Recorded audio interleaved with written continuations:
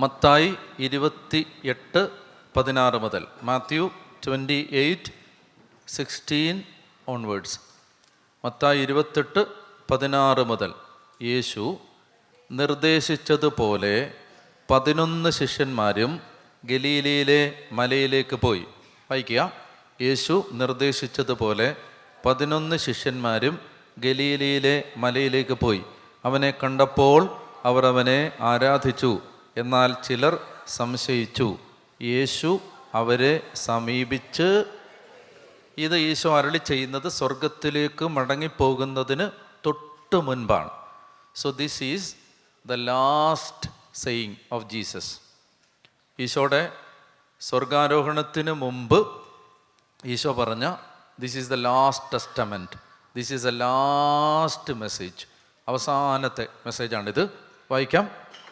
യേശു അവരെ സമീപിച്ച് അരുളി ചെയ്തു, സ്വർഗത്തിലും ഭൂമിയിലുമുള്ള എല്ലാ അധികാരവും എനിക്ക് നൽകപ്പെട്ടിരിക്കുന്നു. ലിസൺ, വളരെ ശ്രദ്ധിച്ച് കേൾക്കുക.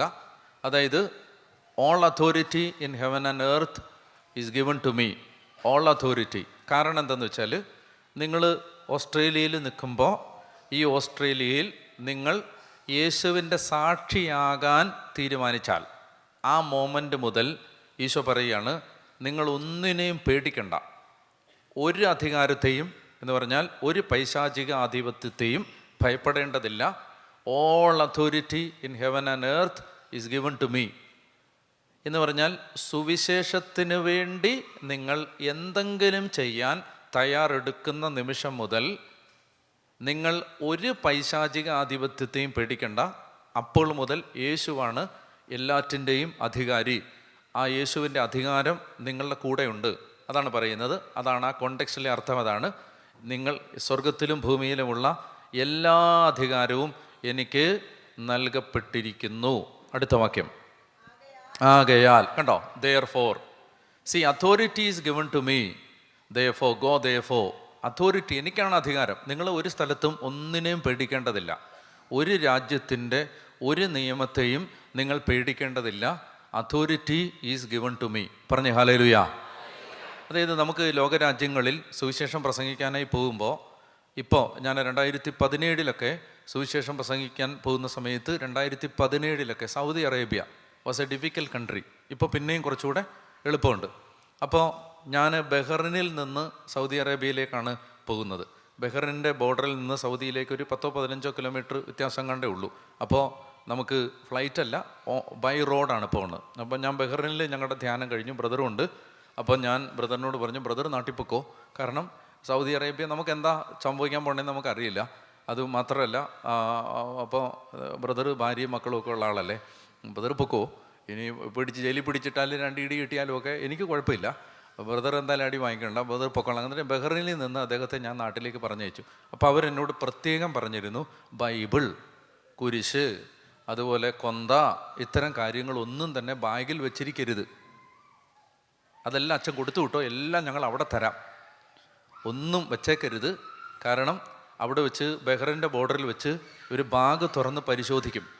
ബാഗ് തുറന്ന് പരിശോധിക്കുന്ന സമയത്ത് എന്തെങ്കിലും ഇങ്ങനെയുള്ള കാര്യങ്ങൾ കണ്ടാൽ പ്രശ്നം എന്തെന്നറിയാമോ? ഞാൻ പോകുന്നത് ആരായിട്ടാണ്? പ്ലംബറായിട്ടാണ്, ഇലക്ട്രീഷ്യനായിട്ടാണ്. നമുക്ക് ആ പ്രീസ്റ്റ് എന്ന് പറഞ്ഞിട്ട് അവിടെ കയറാൻ പറ്റില്ല, അറിയാലോ നിങ്ങൾക്ക്. അപ്പോൾ അതുകൊണ്ട് പ്ലംബറോ ഇലക്ട്രീഷ്യനോ എന്താണ്ടാണ്, ഏതൊരു കമ്പനിയുടെ ഉദ്യോഗസ്ഥനായിട്ടാണ് ഞാൻ പോണത്. അപ്പോൾ അവിടെ ചെല്ലുമ്പോൾ അച്ഛൻ ലോഹ, അതുപോലെ തന്നെ ഇങ്ങനെയുള്ള കാര്യങ്ങൾ എല്ലാം ഇതൊക്കെ കാണുന്ന സമയത്ത് എന്തു ചെയ്യും? ലോഹ എന്തായാലും കൊണ്ടുപോകാതിരിക്കാൻ പറ്റില്ല, തുണി എടുത്ത് വെച്ചോളുക. ഇനി അല്ലാതെ സ്റ്റോള്, കുരിശ്, പിന്നെ അങ്ങനെയുള്ള സാധനങ്ങളെല്ലാം എടുത്തു വെച്ചാൽ അവർക്ക് കാണുമ്പോൾ തന്നെ മനസ്സിലാവും. അപ്പോൾ അതുകൊണ്ട് അച്ഛൻ അത് ഒന്നും കൊണ്ടുവരണ്ടെന്ന് പറഞ്ഞു. അപ്പോൾ ഞാനെല്ലാം ഒരു സെപ്പറേറ്റ് ബാഗിലാക്കി ബ്രദറിൻ്റെ പെട്ടിയിലൊക്കെ വെച്ചിട്ട് കുറച്ച് കഴിഞ്ഞപ്പോൾ ഞാൻ ഓർത്തു, ഇതൊന്നും ഇല്ല പിന്നെ ഞാൻ എന്തിനു പോവുക? എൻ്റെ ഈ സാധനങ്ങൾ ഇതൊക്കെയാണ് നമ്മുടെ ഒരു ബലം എന്ന് പറഞ്ഞാൽ, ഈ കണ്ണ് കാണത്തില്ല, കാഴ്ച ഭയങ്കര കുറവാണ്. ഇത് ഒരു ഉദ്ദേശത്തിലാണ് ഈ വായിക്കുന്നത്. അത് നമ്മുടെ സ്വന്തം ബൈബിൾ ആയതുകൊണ്ടാണ്. മനസ്സിലായി? ഇത് ഈ അധ്യായം വാക്യമൊന്നും എല്ലാം ഒന്നും അറിയത്തൊന്നുമില്ല. ഈ മറിച്ച് ഇപ്പോൾ ഒരു പരിചയമുണ്ട്. അതായത് ഈ ഭാഗത്ത് എവിടെയോ ആണ്, അങ്ങനെയാണ് ഇത് ഈ ലൊക്കേറ്റ് ചെയ്യുന്നത്. വേറൊരു ബൈബിൾ വന്നാൽ പറ്റില്ല. നിങ്ങൾ എത്ര കോസ്റ്റ്ലി ആയൊരു ബൈബിൾ തന്നാലും ഞാൻ ഇവിടെ ഇരുന്ന് തപ്പും, എനിക്ക് എൻ്റെ ബൈബിൾ വേണം. അപ്പോൾ അതൊന്നും ഇല്ലാതെ പിന്നെ എന്തിനു പോവാണ്? ഞാൻ ഓർത്ത് അപ്പോൾ ബൈബിൾ എടുത്തു വെച്ചു. ബൈബിളെടുത്ത് വെച്ചെങ്കിൽ പിന്നെ ഇനി സ്റ്റോളിലൂടെ എടുത്ത് വെക്കാമെന്ന് വിചാരിച്ചു. എന്നാൽ പിന്നെ കുരിശൂടെ വെച്ചേക്കാന്ന് വിചാരിച്ചു. അങ്ങനെ എല്ലാം. അപ്പോൾ ബ്രദറിനോട് ഞാൻ പറഞ്ഞു, ബ്രദർ പൊക്കോ, ഇതൊക്കെ കൊണ്ടുപോകാമെന്ന് പറഞ്ഞു. അങ്ങനെ എൻ്റെ പെട്ടിയിൽ ഇതെല്ലാം ഉണ്ട്. ഇനി അത് കഴിഞ്ഞ് കുറച്ച് സമയം കഴിഞ്ഞാണ് ഞാൻ വേറൊരു ഭയാനകമായ സത്യം തിരിച്ചറിഞ്ഞത്. എൻ്റെ പാസ്പോർട്ടിലെ അഡ്രസ്സ്, അന്നത്തെ ആദ്യത്തെ പാസ്പോർട്ടാണ്, പിന്നെ അഡ്രസ്സ് ചേഞ്ച് ചെയ്തു. ആ പാസ്പോർട്ടിലെ അഡ്രസ്സ്, ഹോം അഡ്രസ്സ് പത്തനംതിട്ടയിലെ ഒരു പള്ളിയുടെ അഡ്രസ്സാണ്. Saint Mary's Malankara Catholic Church പള്ളിയുടെ അഡ്രസ്സാണ്. പാസ്പോർട്ടിലെ ഫോട്ടോ ലോഹയിട്ട ഫോട്ടോയുമാണ്. ഞാൻ വിചാരിച്ച് എന്തായാലും ഇത് കുഴപ്പമാവും. അപ്പോൾ എന്നോട് അവർ, ഈ സൗദി അറേബ്യയിൽ അന്ന് ഇൻ്റർസെഷൻ ടീം മുഴുവൻ ഞാൻ ഈ ബോർഡർ കടക്കുന്നവരെ പ്രാർത്ഥിച്ചുകൊണ്ടിരിക്കുകയാണ്. ഈ കഴിഞ്ഞ ദിവസം ഒരാൾ പറഞ്ഞു, പേടിക്കാനും കുറച്ച് ബുദ്ധി വേണമെന്ന് പറഞ്ഞു. പേടിയില്ല, കാരണം പേടിക്കാനും കുറച്ച്, കഴിഞ്ഞ ദിവസം എന്നോട് ഒരാൾ പറഞ്ഞാൽ പേടിക്കണമെങ്കിലും കുറച്ച് ബുദ്ധി വേണമെന്ന് പറഞ്ഞു. അപ്പം പേടിയില്ല, കാരണം എന്താ സംഭവം, വരും വരായികളെ കുറിച്ച് അറിഞ്ഞുകൂടാ, അതുകൊണ്ട് പേടിയൊന്നുമില്ല. അങ്ങനെ ഇരിക്കുകയാണ്. അങ്ങനെ ഇരിക്കുന്ന സമയത്ത് ഇത് കണ്ടു കഴിഞ്ഞപ്പോൾ എനിക്ക് പേടി വരാൻ തുടങ്ങി. ഏതാ ദൈവമേ, ലോഹയിട്ട ഫോട്ടോയാണല്ലോ, ഓമര് നോക്കുമ്പോൾ തന്നെ അറിയാം, പെട്ടി പരിശോധിക്കുമ്പോൾ കൺഫേം ആവുകയും ചെയ്യും. അപ്പോൾ അങ്ങനെ ആ 2 സ്ഥലത്താണ് ഇതിൻ്റെ പരിശോധന. നിങ്ങൾ ബഹ്റൈനിൽ നിന്ന് പോയിട്ടുണ്ടെങ്കിൽ അറിയാം. ഒന്നാമത്തേത് ഈ ഇമിഗ്രേഷൻ, പിന്നെ രണ്ടാമത്തേത് നമ്മുടെ ലഗേജ് ചെക്ക് ചെയ്യുന്നത്. 2 പോയിന്റിലായിട്ടാണത്. അപ്പോൾ ആദ്യത്തെ സ്ഥലത്ത് ഈ രാത്രിയാണ് ഞങ്ങൾ പോണത്. 1 2 3 4 5 5 പോലീസുകാർ. നമ്മൾ മറ്റ് സ്ഥലത്ത് ഇമിഗ്രേഷൻ ഇരിക്കുന്ന പോലല്ല, ഇവർ ഒറ്റ കൗണ്ടറിൽ ഈ 5 പേര് ഒരുമിച്ചാണ് ഇരിക്കുന്നത്. ഒരു കൗണ്ടർ തന്നെയാണ്, 5 പേര് ഇരിപ്പുണ്ട്. കണ്ടാൽ തന്നെ പേടി വരും. ചിരിക്കുമ്പോഴൊക്കെ ഇങ്ങനെ ഈ മറ്റേ ഈ കാപ്പിക്കറ, ബീഡിക്കറ പുരണ്ട പല്ലുകൾ, ഭയാനകമായ രൂപം, വൃത്തികെട്ട ചിരി. അപ്പോൾ കണ്ടാൽ തന്നെ പേടിയാവും. അപ്പോൾ അങ്ങനെ ഇരിക്കുകയാണ്, ഈ പോലീസുകാരിയ്ക്കുകയാണ്. അപ്പം ഞാൻ ചെന്നു, വേറെ ആരുമില്ല, അപ്പുറത്തും ഇപ്പുറത്തും എല്ലാം ആളുണ്ടെങ്കിൽ പിന്നെ ഈ ക്യൂവിനകത്തൊക്കെ നമുക്കൊരു ഇത്, വേറെ ആരുമില്ല, ഞാൻ തന്നെ ഉള്ളൂ. ആ സമയത്ത് വേറെ ആരുമില്ല. അപ്പോൾ ആദ്യത്തെ പോലീസുകാരൻ ഇത് എടുത്തു, എൻ്റെ പാസ്പോർട്ട് എടുത്തു. ഇനി നോക്കണമല്ലോ, എന്നിട്ടാണല്ലോ ഇത് അടിക്കണ്ടേ. അപ്പോൾ എൻ്റെ നെഞ്ചിൽ മറ്റേ രാഘവ പണിക്കർ ചെണ്ട അകത്ത് കയറി പുള്ളി ഈ അത് അടിച്ചുകൊണ്ടിരിക്കുകയാണ്, ഇലത്താളം.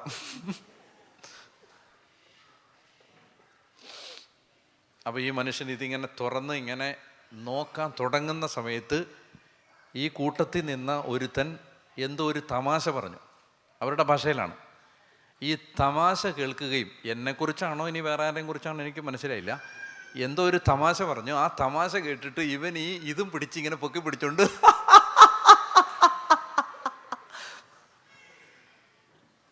ഇങ്ങനെ ചിരിച്ച്, ഈ ചിരിക്കിടയിലാണ് ഇവനിത് നോക്കുന്നത്. നോക്കിയിട്ട് അവൻ സീലെടുത്തടിച്ച് പോകണം. എനിക്ക് സമാധാനമായി. ആദ്യത്തെ കടമ കഴിഞ്ഞു. ഇനി രണ്ടാമത്തേതെന്ന് പറയുന്നത് ബാഗ് തുറന്ന് നോക്കും. ബാഗ് തുറന്ന് നോക്കുന്ന സ്ഥലത്ത് അപ്പോൾ അവിടെ നിൽക്കുന്നത് ഈ അവരുടെ ഈ മറ്റേ ഈ നമ്മുടെ കൂട്ട് വെള്ള ലോകയൊക്കെ ഇട്ട് ആ ടൈപ്പുള്ള ഒരു പോലീസുകാരനാണ്. അപ്പോൾ അയാൾ വന്നു, വണ്ടിയിൽ നിന്ന് ഇറങ്ങാൻ പറഞ്ഞു. ഇറങ്ങി കഴിഞ്ഞിട്ട് ബാഗ് എടുത്ത് പുറത്ത് വെക്കാൻ പറഞ്ഞു, വെച്ചു. ഇതിൻ്റെ സിബ് ഊരാൻ പറഞ്ഞു, ഊരി. ഇനി അയാൾ തുറന്ന് നോക്കണം. തുറന്ന് അയാൾ പരിശോധിക്കും. കാരണം ഇവിടുന്ന് ഈ മദ്യം, മയക്കുമരുന്ന് തുടങ്ങിയവ ബഹ്റൈനിൽ നിന്ന് സൗദി അറേബ്യയിലേക്ക് കടത്തുന്നവരെ പിടിക്കാനാണ് ഈ ബാഗ് പരിശോധന. പിടിച്ചാൽ വധശിക്ഷയാണ്, അറിയാലോ. സൗദിയിൽ കൊല്ലും, ഈ മദ്യം കടത്തിയാലൊക്കെ കൊല്ലും. അപ്പോൾ അത്രയും സൂക്ഷ്മമായിട്ട് ഇവർ പരിശോധിക്കും ബാഗ് ഇങ്ങനെ തുറന്ന്. അപ്പോൾ ഇനി ഇവനിത് തുറക്കും. അപ്പോൾ ഞാൻ പേടിച്ച് നിൽക്കുകയാണ്. ആ സമയത്ത് ഒരാൾ ഇയാളെ വിളിച്ചു. അയാൾ ഇങ്ങനെ നോക്കുമ്പോൾ എക്സ്പ്രഷൻ, ലാംഗ്വേജ് എനിക്കറിയില്ല, എക്സ്പ്രഷനിൽ നിന്ന് ഞാൻ മനസ്സിലാക്കുകയാണ് ഒരുപാട് നാൾ കൂടി ഇയാൾ കാണുകയാണ് മറ്റേ ആളെ, വിളിക്കുന്ന ആളെ, ഇയാളുടെ ഫ്രണ്ട് ആവണം അപ്പോൾ ഇയാൾ അത്ര എക്സൈറ്റഡ് ആയിട്ട് അങ്ങോട്ട് നോക്കിയിട്ട് ഈ പെട്ടി അടച്ചിട്ട് അങ്ങോട്ട് ഓടിച്ചെന്ന് ഇവർ കെട്ടിപ്പിടിച്ച്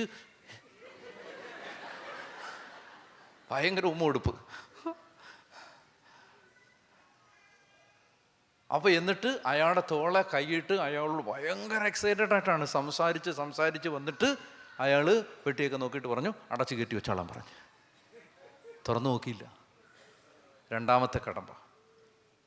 എനിക്കൊരു കാര്യം മനസ്സിലായത്, ഈ യാത്രകൾക്കിടയിൽ all authority in heaven and earth is given to me. ഹല്ലേലൂയ. മനസ്സിലായോ? അവൻ്റെ കണ്ണിനെ ആ സമയത്ത് ബ്ലൈൻഡാക്കും. അത് മനസ്സിലായോ? അതായത് ബ്രദർ അമേരിക്കൻ വിസ എടുക്കാൻ വേണ്ടി, US വിസ എടുക്കാൻ വേണ്ടി പോയപ്പോൾ കൊടുത്തിരുന്ന ലെറ്ററിൽ ധ്യാനത്തിൻ്റെ ഡേറ്റ് കഴിഞ്ഞ വർഷത്തെ ഡേറ്റായിരുന്നു. കറക്റ്റ് ഡേറ്റ് കൊടുത്താൽ പോലും വിസ തരുന്നവന്മാരല്ല അവന്മാർ. കറക്റ്റ് ഡേറ്റ്, നമ്മൾ കൃത്യം ഡേറ്റ് ഒറിജിനൽ പ്രോഗ്രാം കൊടുത്താൽ പോലും നിന്നെ ഇവിടെ കയറ്റത്തില്ലെന്ന് പറഞ്ഞ് പാസ്പോർട്ട് എടുത്തുകൊണ്ട് പോടാന്ന് പറഞ്ഞ് ഓടിച്ചു വിടുന്നവന്മാരാണ് അവന്മാർ. ഇത് ഏത് ധ്യാനത്തിനാണെന്നറിയോ?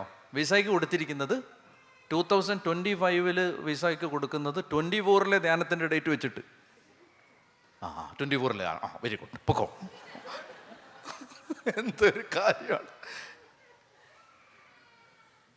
എല്ലാ പേപ്പറും കറക്റ്റ് ആയവന് വിസ കൊടുക്കത്തില്ല അവർ. ഇതാണ് ഞാൻ പറയുന്നത്, ഓൾ അതോറിറ്റി. ഒരുപാട് ഇൻസ്റ്റൻസസ് പറയാനുണ്ട്. ആ സമയത്ത് ദൈവം കാണിച്ചു തരും, I am in command, I am in control. ഞാനാണ് ഇത്, നീ പേടിക്കണ്ട, ഇതെല്ലാം എൻ്റെ കയ്യിലാണ്. പറഞ്ഞേ ഹല്ലേലൂയ. അതാണ് ഈ വചനത്തിൻ്റെ അർത്ഥം. ഈശോ പറയുകയാണ്, സ്വർഗത്തിലും ഭൂമിയിലുമുള്ള എല്ലാ അധികാരവും എനിക്ക് നൽകപ്പെട്ടിരിക്കുന്നു. ആകയാൽ, വായിക്കുക വാക്യം 19 വായിച്ചോ. ആകയാൽ നിങ്ങൾ പോയി എല്ലാ ജനതകളെയും ശിഷ്യപ്പെടുത്തുവിൻ. ആകയാൽ, അപ്പോൾ നിങ്ങൾ പോയി എല്ലാ ജനതകളെയും ശിഷ്യപ്പെടുത്തണം. ആകയാൽ നിങ്ങൾ പോയി എല്ലാ ജനതകളെയും ശിഷ്യപ്പെടുത്തണം. എല്ലാ ജനതകളെയും. ഏതെങ്കിലും ഒരു ജനതയെ വിടാൻ, ലീവ് ഔട്ട് ചെയ്യാൻ പറ്റില്ല. എല്ലാ ജനതകളെയും ശിഷ്യപ്പെടുത്തണം. അടുത്ത വാക്യം, പിതാവിൻ്റെയും പുത്രൻ്റെയും പരിശുദ്ധാത്മാവിൻ്റെയും നാമത്തിൽ അവർക്ക് ജ്ഞാനസ്നാനം നൽകുവിൻ. പറഞ്ഞേ ഹല്ലേലൂയ. അതായത് ഇത് എൻ്റെ ചെയ്യേണ്ടത് എവിടാണ്? ഇപ്പോൾ ഇവിടെ പറഞ്ഞില്ലേ, ഈസ്റ്ററിന് ബാപ്റ്റിസം സ്വീകരിക്കാൻ പറഞ്ഞില്ലേ, മാമോദീസായിലാണ് അത് അവസാനിക്കേണ്ടത്. അവർക്ക് ജ്ഞാനസ്നാനം നൽകുവിൻ. അടുത്ത വാക്യം, ഞാൻ നിങ്ങളോട് കൽപ്പിച്ചവയെല്ലാം അനുസരിക്കാൻ അവരെ, ജ്ഞാനസ്നാനം നൽകിയിട്ട് പോകരുത്, പിന്നെ അവരെ എല്ലാ കാര്യങ്ങളും, ക്രിസ്തീയ ജീവിതം എന്താണെന്ന് അവരെ പഠിപ്പിക്കണം. അടുത്ത വാക്യം, അതാണ് നിങ്ങൾ നോട്ട് ചെയ്യേണ്ടത്, യുഗാന്തം വരെ എന്നും ഞാൻ നിങ്ങളോട് കൂടെ ഉണ്ടായിരിക്കും. അതൊരിക്കൽ കൂടി ഉറക്കെ വായിക്കുക, യുഗാന്തം വരെ എന്നും ഞാൻ നിങ്ങളോട് കൂടെ ഉണ്ടായിരിക്കും. നമ്മളിത് നാഴികയ്ക്ക് 40 വട്ടം കോട്ട് ചെയ്തിട്ടുള്ള ഒരു വാക്യമാണ് അല്ലേ? കർത്താവേ അങ്ങ് പറഞ്ഞിട്ടുണ്ടല്ലോ, യുഗാന്തം വരെ എന്ന് ഞങ്ങളുടെ കൂടെ ഉണ്ടാകുമെന്ന് കർത്താവേ. വൈബ്രേഷൻ ഇട്ട് നമ്മൾ പറയുന്ന ഒരു വാക്യമാണ് ഇതല്ലേ? യുഗാന്തം വരെ എന്ന് ഞങ്ങളോട് കൂടെ ഉണ്ടാകുമെന്ന് കർത്താവേ നീ അരുളി ചെയ്തല്ലോ എന്ന് എപ്പോഴും ഓർത്തോണം. ഇത് അങ്ങനെയൊന്നും എല്ലാവർക്കും ഒന്നും പറയാൻ പറ്റുന്ന വാക്യമല്ല. This is a conditional promise. ആ വാക്കെന്ന് പറഞ്ഞേ, conditional promise. Conditional promise means this promise is based on a condition. Which condition? Go therefore and preach the good news to all nations. Then, if you go and preach, if you do the evangelization work, then I will be with you till the close of the age, till the end of the age. കണ്ടീഷണലാണ്. അതായത് ഞാൻ നിങ്ങളുടെ കൂടെ ഉണ്ടായിരിക്കും. എപ്പോൾ? എപ്പോഴും ഉണ്ടായിരിക്കും. Provided. Condition. On which condition? If you go and preach. ഒരാളോടെങ്കിലും നിങ്ങൾ, കേൾക്കുന്നുണ്ടോ? ഒരാളോടെങ്കിലും നിങ്ങൾ സുവിശേഷം പ്രസംഗിക്കുന്നവരാണെങ്കിൽ this promise is applicable to you. If you are not preaching good news to anybody, this promise is not for you. ഈ promise നിങ്ങളുടെ കൂടെ ഉണ്ടാകണമെങ്കിൽ നിങ്ങൾ ഒരാളോടെങ്കിലും സുവിശേഷം പറയണം. സുവിശേഷം പറയാൻ ബുദ്ധിമുട്ടുണ്ടോ? ഒരു ബുദ്ധിമുട്ടുമില്ല.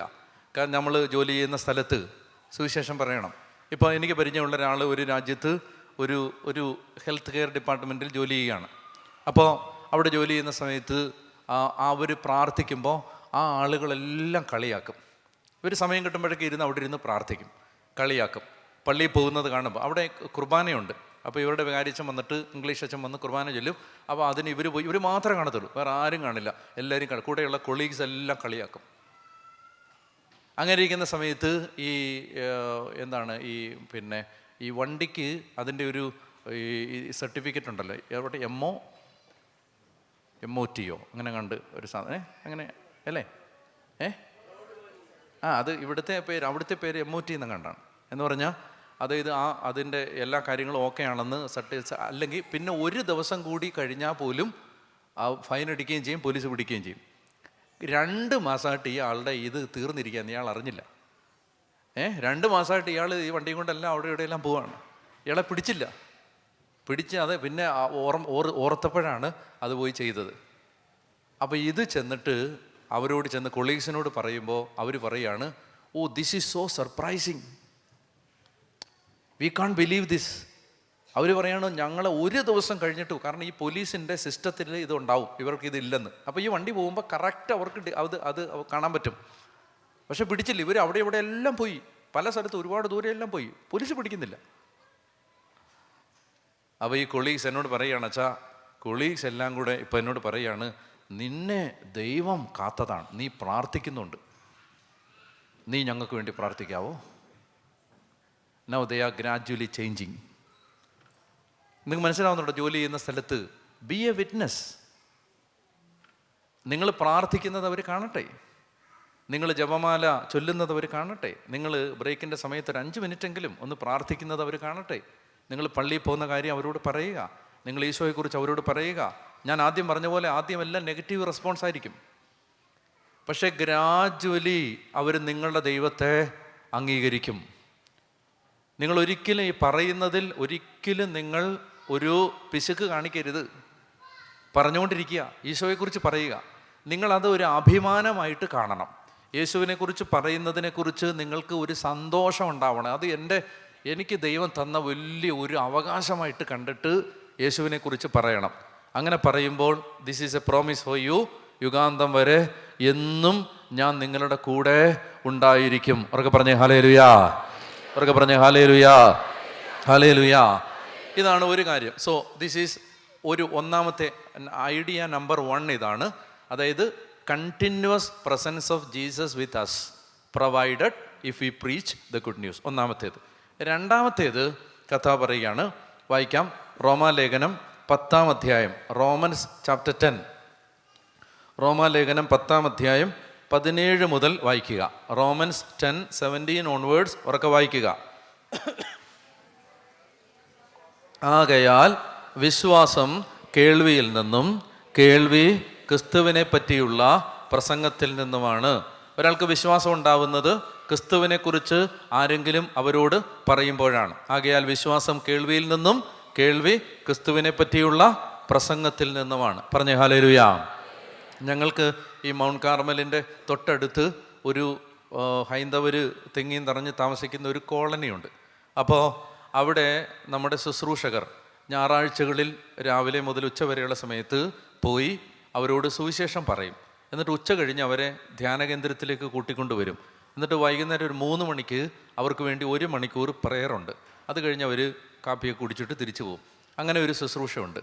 അപ്പം അങ്ങനെ ഈ ശുശ്രൂഷകർ പോയി സുവിശേഷം പറഞ്ഞ് ആ കോളനിയിൽ ഓട്ടോറിക്ഷ ഓടിക്കുന്ന ഒരു ചേട്ടൻ, ആ ചേട്ടൻ്റെ പേര് സുന്ദരൻ എന്നാണ്. എന്താണ് പേര്? സുന്ദരൻ എന്ന് പറയുന്ന ചേട്ടൻ, അദ്ദേഹത്തിൻ്റെ ഭാര്യയും അവർ സുവിശേഷം കേട്ട് എല്ലാ ഞായറാഴ്ചയും അവർ ഈ ഉച്ച കഴിഞ്ഞുള്ള പ്രാർത്ഥനയ്ക്ക് വരും.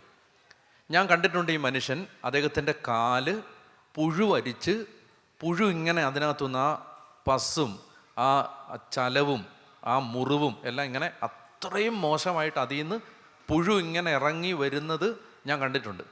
അത്രയും ആ ധ്യാനകേന്ദ്രത്തിൻ്റെ മുറ്റത്ത് അദ്ദേഹം കാല് വയ്യാതെ വന്നിരിക്കുന്നത്, പിന്നെ നമ്മൾ തന്നെ ഹോസ്പിറ്റലിൽ എടുത്തുകൊണ്ട് പോയിട്ടുണ്ട് പലതവണ. അത്രയും വേഴ്സായിരുന്നു അദ്ദേഹത്തിൻ്റെ കണ്ടീഷൻ. പലതവണ അദ്ദേഹത്തെ ഹോസ്പിറ്റലൈസ് ചെയ്തു. ഭയങ്കര ബുദ്ധിമുട്ടായിരുന്നു. ഞാൻ പറഞ്ഞല്ലോ, നമ്മൾ തന്നെ പലതവണ ഹോസ്പിറ്റലിൽ കൊണ്ടുപോയിട്ടുണ്ട്. ഇതൊരിക്കലും കാലി കരിയത്തേയില്ല, അങ്ങനെ ഒരവസ്ഥ. അങ്ങനെ ഇരിക്കും ഈ മനുഷ്യൻ ഈ വചനം കേട്ടുകൊണ്ടേ ഇരുന്നു. അദ്ദേഹം ഒരു ദിവസം എൻ്റെ അടുത്ത് പറഞ്ഞു, അച്ഛാ എനിക്ക് ഉറപ്പുണ്ട് എൻ്റെ യേശു എന്നെ സുഖപ്പെടുത്തും, എൻ്റെ യേശു എന്നെ സുഖപ്പെടുത്തും. ഞാൻ പ്രാർത്ഥിച്ചുകൊണ്ടിരിക്കുകയാണ്. എന്നിട്ട് അദ്ദേഹത്തിൻ്റെ വീടിൻ്റെ തൊട്ടടുത്ത്, അദ്ദേഹം വീടിൻ്റെ വാതിൽ തുറന്നാൽ നേരെ കാണുന്നത് അമ്പലമാണ്. വാതിൽ തുറന്നാൽ നേരെ ഫ്രണ്ടിൽ അമ്പലം. അദ്ദേഹം എൻ്റെ അടുത്ത് ഒരിക്കൽ പറഞ്ഞു, അച്ഛാ, ഞാൻ ഇവിടെ വന്ന് യേശുവിനോട് പ്രാർത്ഥിക്കാൻ തുടങ്ങിയതിന് ശേഷം ഞാൻ അമ്പലത്തിലേക്ക് പോയിട്ടില്ലെന്ന് മാത്രമല്ല, ഞാൻ നോക്കിയിട്ട് പോലും ഇല്ലെന്ന് പറയും. കാരണം എൻ്റെ യേശുവിനെ മാത്രമേ എന്നെ സഹായിക്കാൻ പറ്റുമെന്ന് എനിക്ക് മനസ്സിലായിട്ടുണ്ട്. എന്നിട്ട് അദ്ദേഹം ഇവിടെ വരും, പ്രാർത്ഥിക്കും. അങ്ങനെ ഇരിക്കും. അദ്ദേഹം വീണ്ടും അദ്ദേഹത്തിൻ്റെ രോഗം മൂർച്ഛിച്ചു. അതിന് മുമ്പ് അദ്ദേഹം അവിടെ ധ്യാനകേന്ദ്രത്തിൽ അച്ഛന്മാരോട് പറഞ്ഞു, അച്ഛാ, എനിക്ക് മാമോദീസ സ്വീകരിക്കണം. അപ്പോൾ അവർ അദ്ദേഹത്തെ പഠിപ്പിച്ചു. അദ്ദേഹത്തെയും ഭാര്യയും പഠിപ്പിച്ചിട്ട് അദ്ദേഹത്തിന് മാമോദീസ സ്വീകരിക്കാൻ വേണ്ടിയുള്ള കാര്യങ്ങളെല്ലാം ഒരുക്കി. മാമോദീസയുടെ ഡേറ്റ് വന്നു. പക്ഷെ അന്ന് അദ്ദേഹത്തിന് വന്ന് മാമോദീസ സ്വീകരിക്കാൻ പറ്റിയില്ല. അങ്ങനെ അതുകൊണ്ട് പിന്നെ അവരെന്നോട് ചോദിച്ചു, ധ്യാനകേന്ദ്രത്തിൽ നിന്ന് ചോദിച്ചു, അച്ഛാ എന്ത് ചെയ്യണം? ഞാൻ പറഞ്ഞു, കുറച്ച് വെയിറ്റ് ചെയ്തോ, അവർക്ക് എന്തെങ്കിലും ഇനി ആരെങ്കിലും അവരെ ഭീഷണിപ്പെടുത്തുവോ ഏതെങ്കിലും ഭയപ്പെടുത്തുവോ എല്ലാം ചെയ്തത് നമുക്കറിയില്ലല്ലോ, ഒന്ന് വെയിറ്റ് ചെയ്തോളൂ, എന്നിട്ട് അവർ ഒന്നുകൂടെ വരട്ടെ എന്ന് പറഞ്ഞു. അവരുടെ ഭാഗത്തു നിന്ന് വരട്ടെ, എന്നിട്ട് കൊടുത്താൽ മതി എന്ന് പറഞ്ഞു. അപ്പം അങ്ങനെ വെയിറ്റ് ചെയ്യുകയാണ്. ആ സമയത്ത് ഇദ്ദേഹത്തിൻ്റെ രോഗം മൂർച്ഛിച്ച് മെഡിക്കൽ കോളേജിലായി. അപ്പോൾ അവിടെ മെഡിക്കൽ കോളേജിൽ ജോലി ചെയ്യുന്ന ഒരു നേഴ്സ്, എനിക്ക് പരിചയമുള്ള നേഴ്സ്, ഞാൻ അവരോട് പറഞ്ഞു, നമ്മുടെ ഒരാളാണ്, നോക്കിക്കോണം, എന്തെങ്കിലും ആവശ്യമുണ്ടെങ്കിൽ ചെയ്തു കൊടുക്കണമെന്ന് പറഞ്ഞു. അവർ നോക്കിയിട്ട് എന്നോട് പറഞ്ഞു, അച്ഛാ, സുന്ദരൻ ചേട്ടൻ ഇനി തിരിച്ചു വരുമെന്ന് പ്രതീക്ഷിക്കണ്ട. കട്ട പിടിച്ച് ചോര, ഇങ്ങനെ കറുത്ത് ചോര അകത്തുനിന്ന് വരിക. ഈ മുണ്ടും തോർത്തും ഒക്കെ വാങ്ങിച്ച് ഈ ICUവിലേക്ക് കൊടുക്കും. തിരിച്ചു വരുന്നത് ഇങ്ങനെ ഈ കരി പിടിച്ച പോലാണ്, ചോരയും മുങ്ങിയ തുണിയാണ് പുറത്തേക്ക്. അത്രയ്ക്ക് ബ്ലീഡിങ്, അതുപോലെ ആന്തരിക അവയവങ്ങളെല്ലാം ക്ഷേതം വന്നു. ഈ മനുഷ്യന് പലപ്പോഴും അൺകോൺഷ്യസ് ആണ്. അച്ഛാ, തിരിച്ചു കിട്ടുമെന്ന് നോക്കണ്ട. മെഡിക്കൽ കോളേജിലെ ICU എന്ന് പറഞ്ഞാൽ അത് മോർച്ചറി എന്നാണ് അതിൻ്റെ അർത്ഥം. ചേച്ചി പറയാണ്, മോർച്ചറി എന്നാണ് അതിൻ്റെ അർത്ഥം. എനിക്ക് തിരിച്ചു കിട്ടുമെന്ന് അച്ഛൻ പ്രതീക്ഷിക്കണ്ട, നമുക്ക് അതുവരെയുള്ള എല്ലാം ചെയ്തു കൊടുക്കാമെന്ന് പറഞ്ഞു. അദ്ദേഹം ഈ മരണക്കിടക്കയിൽ കിടന്ന് കരഞ്ഞുകൊണ്ടേയിരുന്നു, എനിക്ക് ഡാനിലച്ഛനെ കാണണേ, എനിക്ക് മാമോദീസ വേണേ എന്ന് പറഞ്ഞ് കരയാൻ തുടങ്ങി. ഞങ്ങൾ ആദർശച്ചനും ഞാനും ജോൺ പോളും കൂടി, ഞങ്ങൾ 3 പേരും കൂടി ഒരിക്കൽ മെഡിക്കൽ കോളേജിൽ പോയി. ഒത്തിരി പാടുപെട്ടു വന്ന് അകത്ത് കയറ്റി വിടാം. അവർ കയറ്റി വിടില്ല. ഒരുപാട് കയ്യക്കാലെ പിടിച്ചകത്ത് കയറി. അപ്പോൾ അവർ പറഞ്ഞ് എല്ലാവരെയും കൂടെ ഒരുമിച്ച് കയറ്റില്ല, ഓരോരുത്തർ കയറിയിട്ട് വരാൻ പറഞ്ഞു. അങ്ങനെ ഞാൻ ആദ്യം കയറി. സുന്ദരൻ ചേട്ടാ, അച്ഛാന്ന് പറഞ്ഞിട്ട് കരഞ്ഞു. എന്നെ മനസ്സിലായോ? അയ്യോ, ഡാനിലച്ഛനല്ലേ, എനിക്ക് മാമോദീസ വേണ്ട. ഞാൻ പറഞ്ഞു, മാമോദീസ തരാം, ഇതെല്ലാം കഴിഞ്ഞിട്ട് പോവാം, മാമോദീസ തരാം കേട്ടോ. അത് കഴിഞ്ഞിട്ട് ആദർശച്ചൻ കയറി, അച്ഛനെ മനസ്സിലായി. ജോൺ പോൾ കയറി, ജോൺ പോളിനെ മനസ്സിലായി. ഞങ്ങൾ തിരിച്ചു വന്നു. ഒരു 2-3 ദിവസത്തിനുള്ളിൽ ഇദ്ദേഹത്തിൻ്റെ രോഗം വളരെ അത്ഭുതകരമായി ഭേദമാവാൻ തുടങ്ങി. അദ്ദേഹത്തെ റൂമിലേക്ക് മാറ്റി. പിന്നീട് ഒരാഴ്ചയ്ക്കുള്ളിൽ ഡിസ്ചാർജ് ചെയ്ത് വീട്ടിലേക്ക് വരികയും ചെയ്തു. കാല് പരിപൂർണമായിട്ട് ഭേദപ്പെട്ടു, സൗഖ്യപ്പെട്ടു. അദ്ദേഹം നാട്ടിലേക്ക് തിരിച്ചു വന്നു കഴിഞ്ഞപ്പോൾ ഞാൻ ഇതുപോലെ ഏതോ ഒരു സ്ഥലത്തേക്ക്, ഇന്ത്യക്ക് വെളിയിലേക്ക് പോവുകയാണ്. അപ്പോൾ എന്നോട് അവിടെ വന്ന് പറഞ്ഞു, അച്ഛാ, സുന്ദരൻ ചേട്ടൻ ഭയങ്കര കരച്ചിലാണ്, അച്ഛൻ ഇവിടെ പോവാണ്, പോയിട്ട് വരാൻ താമസിക്കും, അച്ഛനെ എനിക്ക് ഇനിയും കാണണം.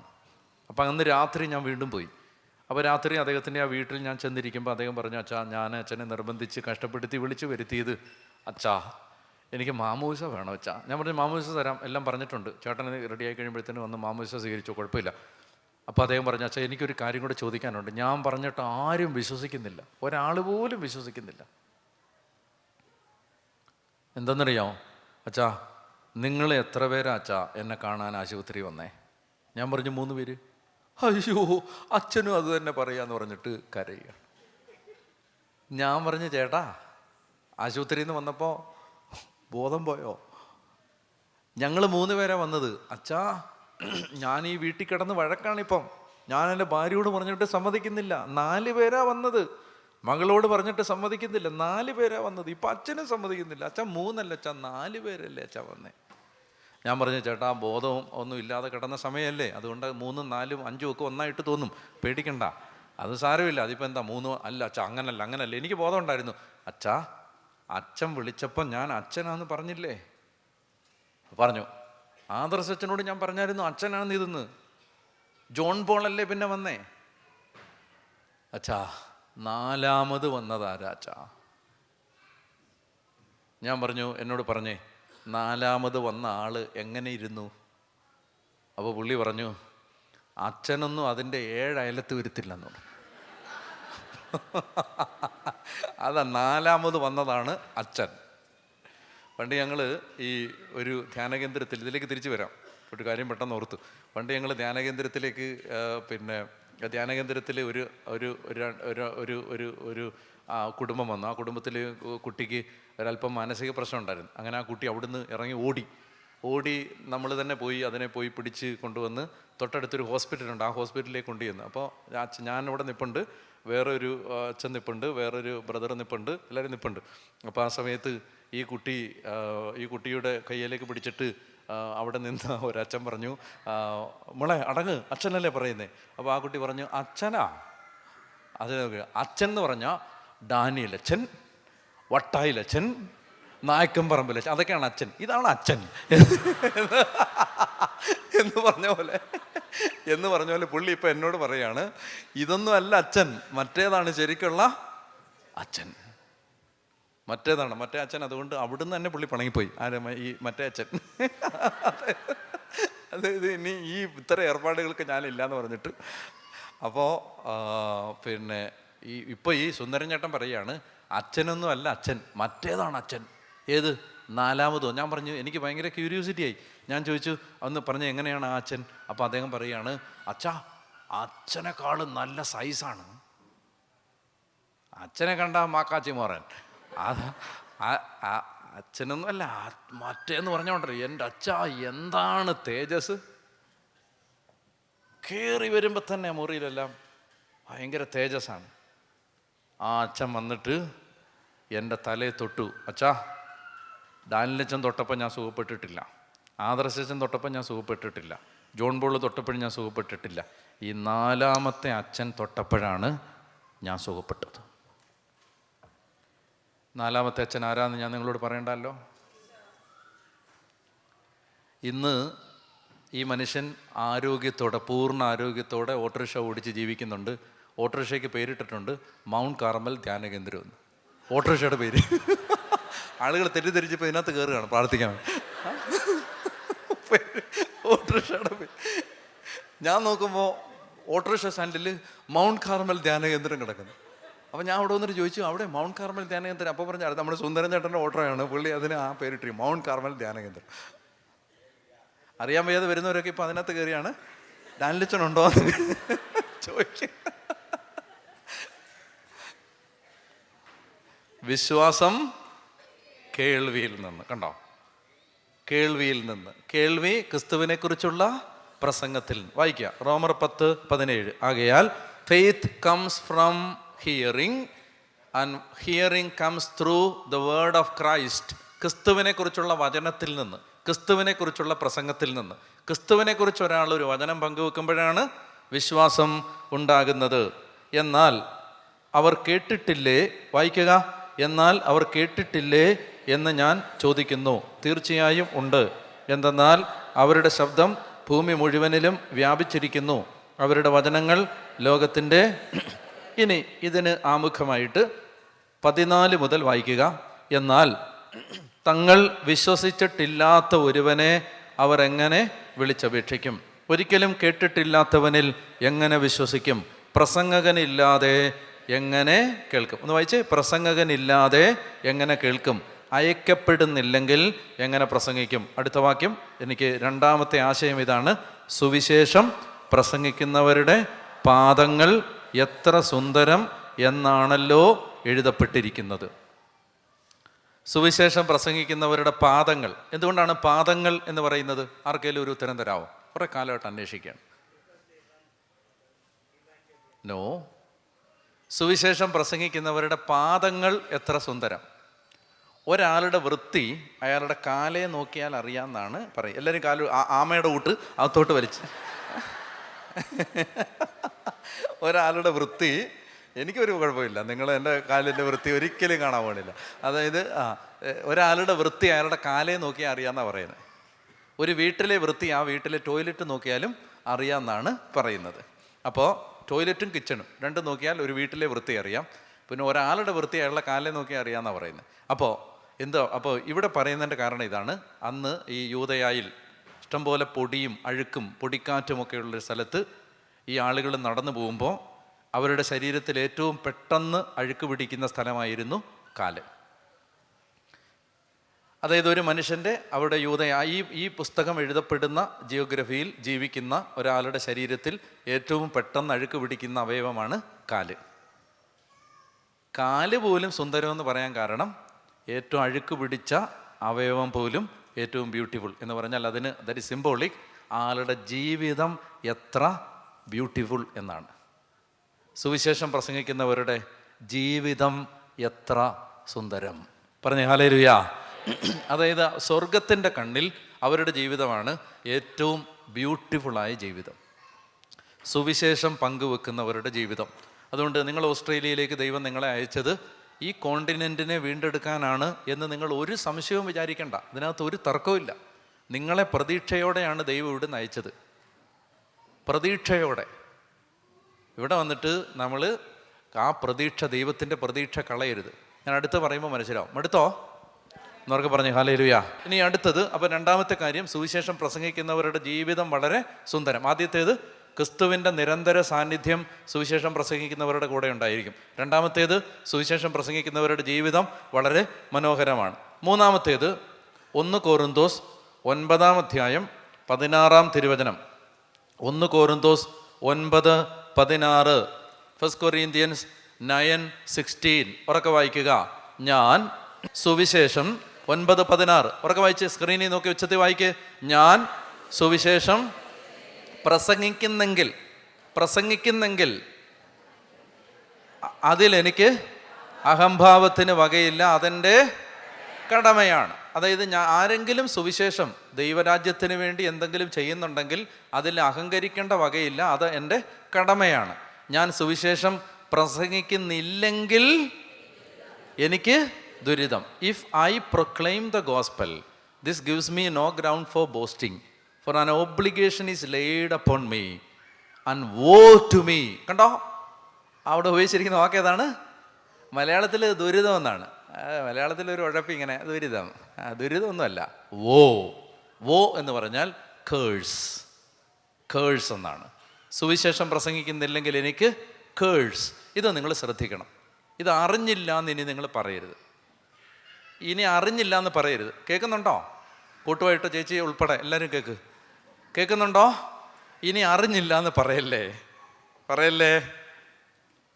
സുവിശേഷം പ്രസംഗിക്കാനാണ് ദൈവം. നിങ്ങൾ പ്രത്യേകം ശ്രദ്ധിക്കേണ്ട 2 കാര്യങ്ങൾ, 2 വേരിയബിൾ ഞാൻ പറയാം. ലിസൺ. Hello listen. 2 വേരിയബിൾ. 1,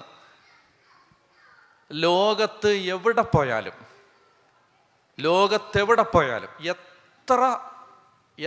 എത്ര ആളുകളില്ലാത്ത സ്ഥലമാണെങ്കിലും അവിടെ ഒരു മലയാളി ഉണ്ടാവും. ശരിയല്ലേ പറയണേ? നമ്മളെ ആരും തിരിച്ചറിയില്ല എന്നൊക്കെ വിചാരിച്ചിട്ട് വല്ല കോസ്കോയിലോ വാൾമാർട്ടിലോ ഒക്കെ കയറി ഇറങ്ങി നടക്കാന്നോർത്ത് കയറുന്ന സമയത്ത് കണ്ടാൽ പോർച്ചുഗീസുകാരനെ പോലെ ഇരിക്കും, എന്നാലും പറയുന്നത്. അതായത് ലോകത്തെവിടെ പോയാലും അവിടെ മലയാളി ഉണ്ടാവും. നീലാംസ്ട്രോങ് ചന്ദ്രന് കാലുകുത്തിയപ്പോൾ അവിടെ പങ്കജാക്ഷൻ ചേട്ടൻ ചായ അടിച്ചുകൊണ്ടിരിക്കുകയായിരുന്നെന്നാണ് നാട്ടു വർത്താനം.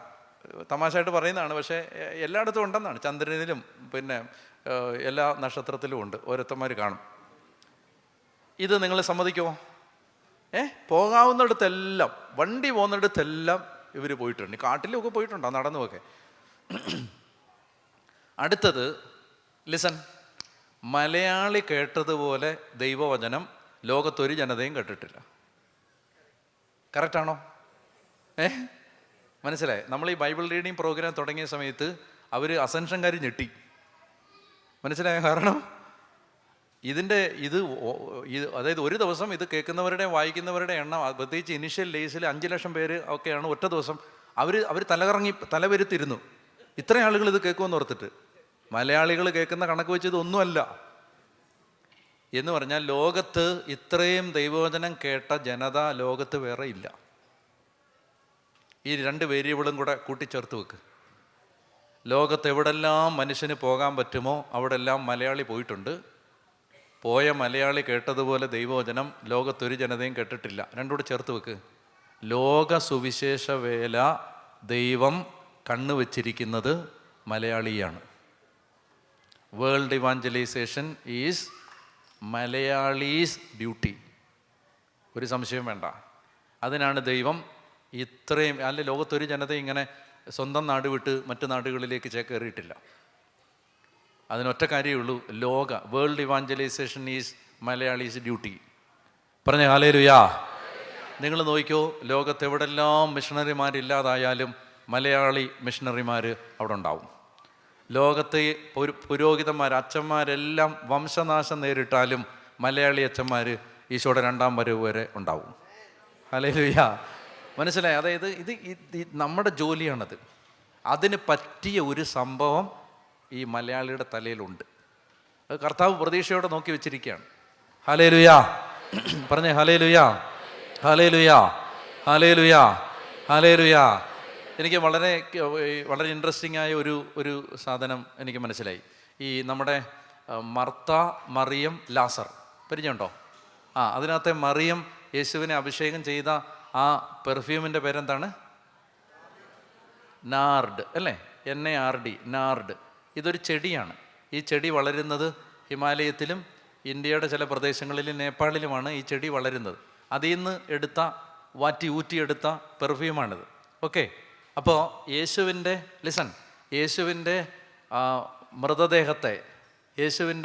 മൃതദേഹത്തെ അനോയിൻ്റ് ചെയ്ത ഓയിൽ വന്നത് എവിടുന്നാ? ഇന്ത്യയിൽ നിന്നാണ്.